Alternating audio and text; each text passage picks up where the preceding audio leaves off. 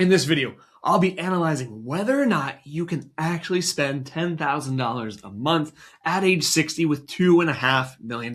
And if so, what determines if this spending level is realistic and sustainable for 30 plus years? Because remember, the goal was to retire and stay retired. So I've worked with plenty of clients over the years who have successfully hit this $2.5 million mark, and they want to spend aggressively. But here's the problem. Here's what I've noticed. Most people, they focus on the wrong things. You see, when they look at their account balance, they do simple division to figure out if they could spend enough and if they could retire. But what they neglect, what they forget, is to factor in things like taxes, healthcare, before Medicare kicks in, Social Security and when to take it, and most critically, having a game plan for when things go wrong. It's like what Mike Tyson says, everybody has a plan until they get punched in the face. And so that's exactly why I'm making this video today, is to walk you through the real analysis of whether or not $2.5 million at age 60 is enough to support $10,000 a month for the next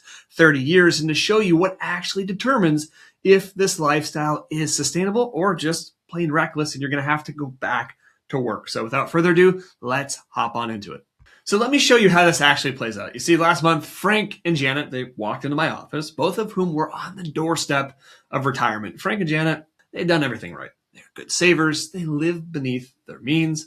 They even saved into all the different accounts that I love. They had the brokerage account, they had a Roth IRA, they had their 401ks, and they hit their $2.5 million mark right on schedule. And when they ran the numbers themselves, they kept getting conflicting answers. And so when they came to me, they were stuck. One online calculator said, hey, you're more than enough to retire. You could retire yesterday. Another one said, you're not going to make it past age 80. Another one said, oof, things absolutely have to go right. Otherwise, you're going to be wiped out by a bear market. And so when they came to me, they were scared to make a mistake. You see, $2.5 million, you're watching this video, much like Frank and Janet, they know they could retire, but they're scared to make a mistake and undo 40 years worth of hard work and diligent savings. And when it comes to that, Frank and Janet, what we're going to dive into in this video is how do you have a game plan that's proactive, that anticipates taxes, retirement, a withdrawal strategy, when to take Social Security, how to make sure you don't have to go back to work. Because remember, the goal is to retire and stay retired. And so that's what we're going to dive into is $10,000 a month, $120,000 a year after taxes. Is that actually sustainable on $2.5 million? Here's what made this so challenging for Frank and Janet is even with $2.5 million, which we can all agree, depending on how much they spend, pretty easy. You don't have to be a financial planner to know that they had enough to retire. But where it made it challenging was that they did not want to compromise, which I respect the heck out of. They said, hey, we've been working too long for 40 plus years. We're done at age 60. We're going to go travel. Time is now. We want to go spend time with our friends, our family, creating rich memories and experience. And number two, we've become accustomed to spending this amount of money. We know we've saved. We want to make it last, but we want to live richly while we can enjoy it. And I respect that. That's a challenge to you as you watch this video and you think about your retirement plan is how do you create a meaningful life for you that is rich in memories, time, and experience where you don't have to compromise. We don't have to live by somebody else's definition. And so if you feel like you're in a situation similar to Frank and Janet, where you're wondering if you have enough, how do you put all the pieces together? How do you not make a mistake? How do you make the most of those valuable years, especially early in retirement? Click on the link in the description below, and I will send you a personalized Loom video walking you through the steps you need to take to optimize your retirement to make sure that your plan is sustainable.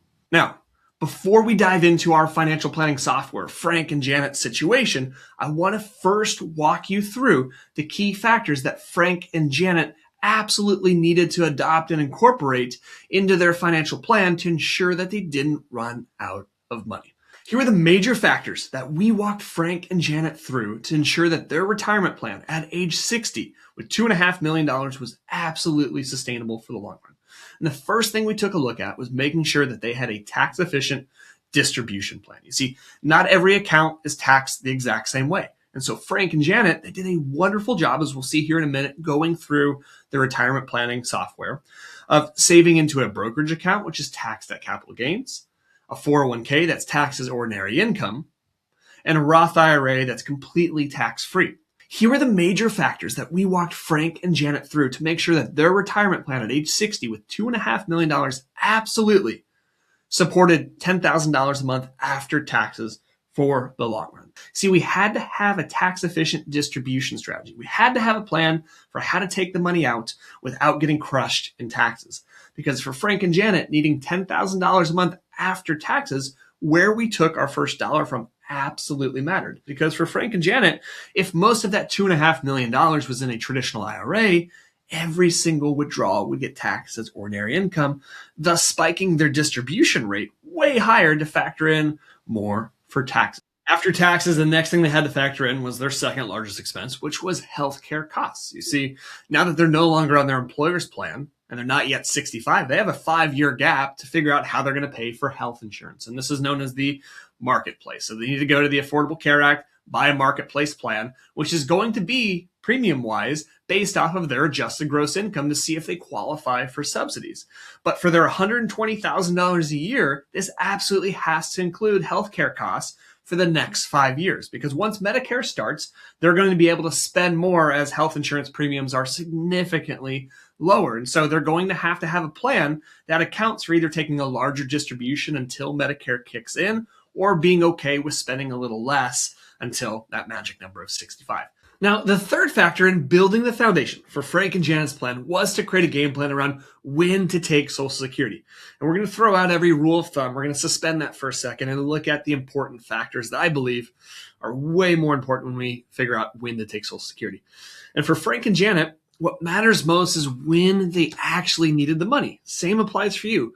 That is where we start. We build a plan based off of you and your unique set of circumstances of when you need that money, then optimize around that. So for Frank and Janet, they did a good job saving. They were 60, retiring early, and health was a big factor. They were both healthy, which means we could delay Social Security till later. If they weren't in good shape, didn't have good family history and longevity, we'd consider not waiting till the break even and taking it early. Now, the second consideration was spousal and survivorship benefit. So for Frank and Janet, what we had decided was let's get some income into the plan from Janet's benefit.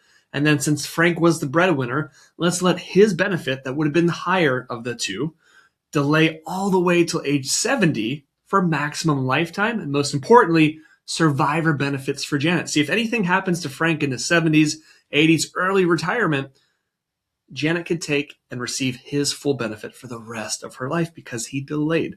Very important factor there. And then lastly, this plan is flexible. I want to make this point known. Being able to have a flexible plan says we can be contingent based on what the market does. They already have $2.5 million, so they could choose to delay their benefit to age 70 if everything goes according to plan. But if it doesn't, and there's a nasty bear market early in retirement, and now we're running up against sequence of withdrawal risk, where we're taking out too much of our accounts, well, we could now reduce that portfolio pressure by bringing in Social Security earlier. Maybe for Frank, it's at 64, 67. He doesn't have to wait till Social Security at 70. So again, Social Security, it's not a generic rule. It's not one size fits all. It's a framework that applies to you and your situation. And so for Frank and Janet, we said, hey, we're going to try and push things till 70.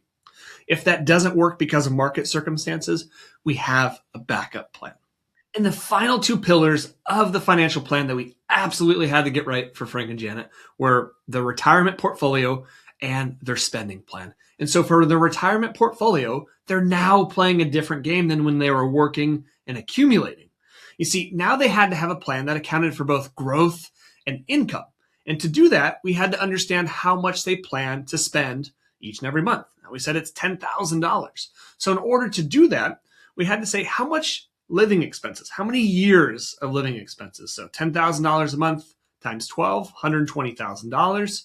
So how many years of those living expenses do we want to put on the shelf to keep safe, to keep into something like cash, CDs, money market instruments, short-term treasuries, corporate notes, so on and so forth. Because what we're putting together for Frank and Janet is a split strategy where we could allow our stocks to continue to grow. But when markets, I say not if, but when markets misbehave, and they're down 20%, we never want to have a strategy that takes on too much risk for Frank and Janet, that they're now going to have to take distributions from a deficit because their account's down. So we want to separate our stocks to bonds and think about how much we're spending, right? We think about it in years worth of living expenses, 3, 5, 7, 10, that we could put in what we consider our war chest, right? And so we're going to put the two side by side, and we'll show some examples on the screen in just a minute when we dive into their plan. But number two, we had to have a flexible, keyword there being flexible, spending plan that says, hey, Frank, Janet, this is what you can spend each and every year based off of today's data. But when markets react, if they're down 15, 20, 30%, we have to have a game plan in place that says we're going to adjust our spending temporarily. Keyword here now being temporarily, right? And we'll go through some spending and how that looks. But if we continue to spend the exact same amount, with now our $2.5 million being 1.75 or $2 million, we've just spiked our distribution rate. So we have to have an active asset allocation, a portfolio that adjusts for all these things and keeps up with inflation for a long retirement timeline. And number two, a spending strategy that is nimble, that adjusts as markets, life, and circumstances adjust. So those were all the things that we had to build into Frank and Janet's plan. And now what we're going to do is we're going to take a deep dive into the actual planning, into the modeling that we used to make sure that Frank and Janet at age 60 could confidently retire. All right, so we can see for Frank and Janet, who want to retire this year with $2.5 million, here's their profile. They've done a wonderful job saving in all the right accounts. This is what a retirement planner loves.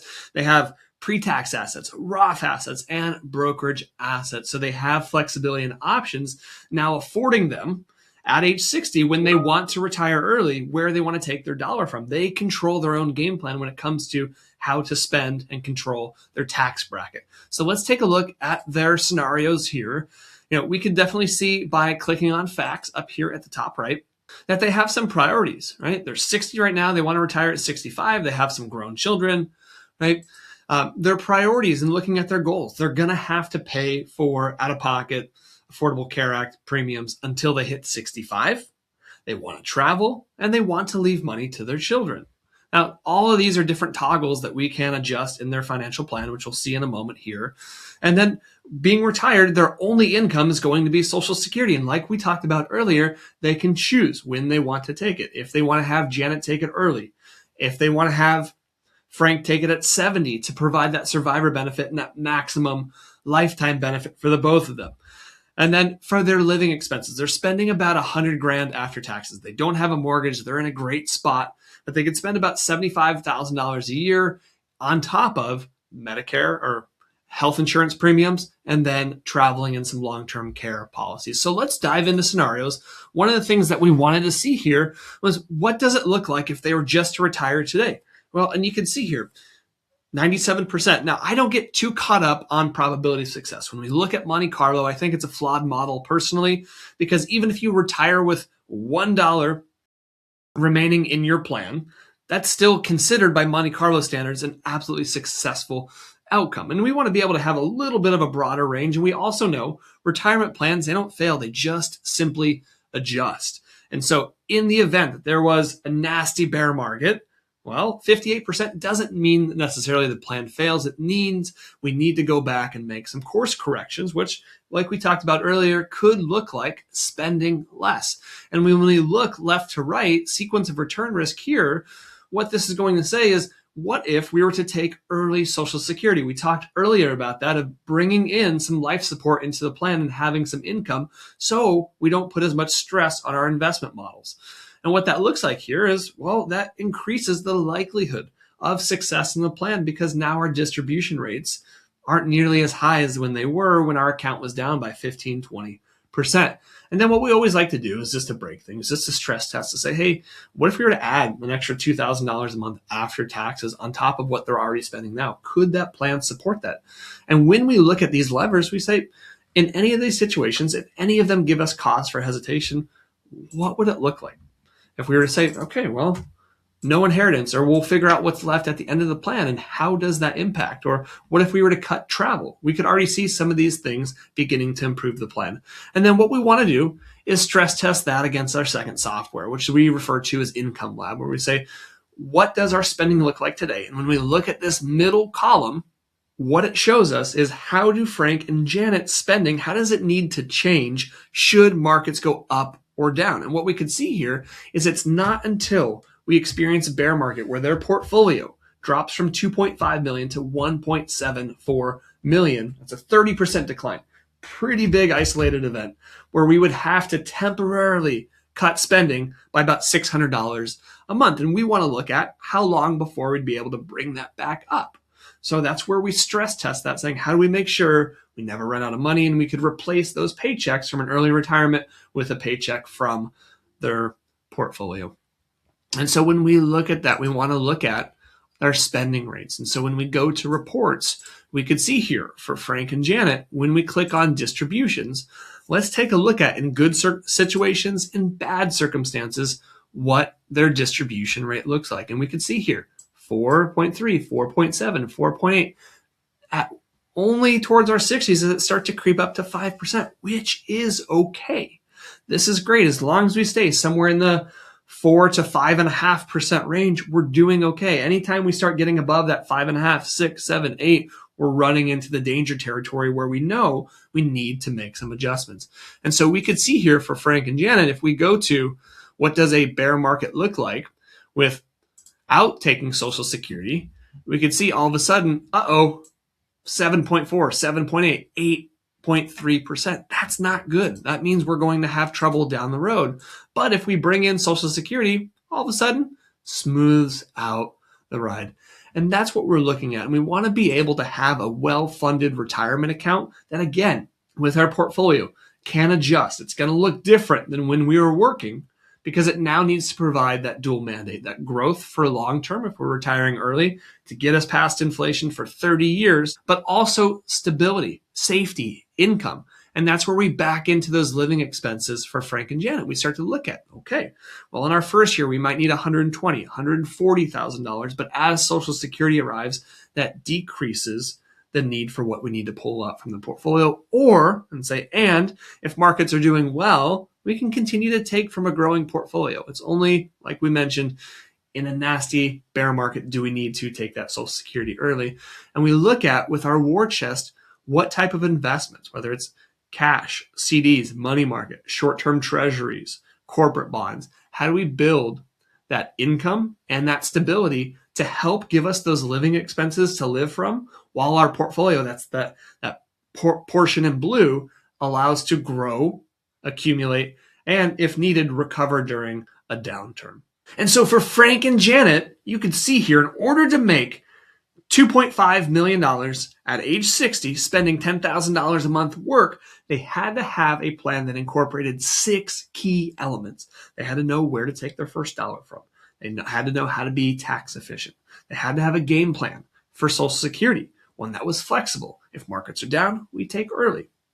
If markets are up, we can delay. We also wanted to have a spousal benefit in there for survivorship should anything happen to Frank. We needed to have a spending plan that said, much like Social Security, if markets are down, we need to adjust. We need to adapt.